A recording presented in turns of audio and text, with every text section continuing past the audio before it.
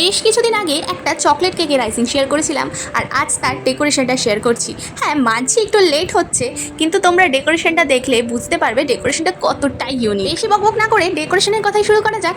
ডেকোরেশনটা কিন্তু একটা হোয়াইট ক্রিমের ওপর আমি পিঙ্ক কালারটা দিয়েছিলাম, কারণ ক্রিমে কোনো কালার না মেশানোরই একটা কথা আমাকে বলে দিয়েছিল। বাট একদম হোয়াইট কেক ভালো লাগে, কিন্তু সবসময় ভালো লাগে না। আমার বেশ একটু রং চাগে কেকই পছন্দ। কাস্টমার আর আমার দুজনের কথাই মাথায় রেখে একটা হালকা পিঙ্ক কালার ক্রিমে না মিশিয়ে ওপর থেকে দিয়েছি, সেটাও ভালো করে মিশে গেছে।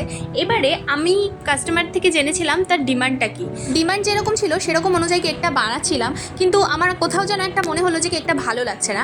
তারপরে কাস্টমারকে কিছু না জানিয়ে নিজের মতন করে কেকটা বানাতে শুরু করলাম। ও তো কোনো ফটো রেফারেন্স দেয়নি, শুধু আমাকে পছন্দ মতন কেকটা বানাতে বলেছিল আর বলে দিয়েছিল এরম এরম হলে ভালো হয়। তো প্রথমে আমি যেটা বানিয়েছিলাম তার থেকে এই কেকের লুকটা বেশি সুন্দর না? এটা তার মায়ের জন্মদিনের জন্য সে আমাকে অর্ডার করেছিল, আর এখানে কিছু স্টোরি অ্যাড করতে হবে, মানে মা মেয়ের রিলেশন যেটা হয়। এবার তোমরাই আমাকে বলো না কেকটা কেমন লাগলো। এই ইউনিক থিমের কেকটা যদি পছন্দ হয়, আমার চ্যানেল না সাবস্ক্রাইব করে কিন্তু কোথাও যাবে না। আর যারা ফেসবুক থেকে দেখছো অবশ্যই ফলো করে পাশে থেকো। টাটা।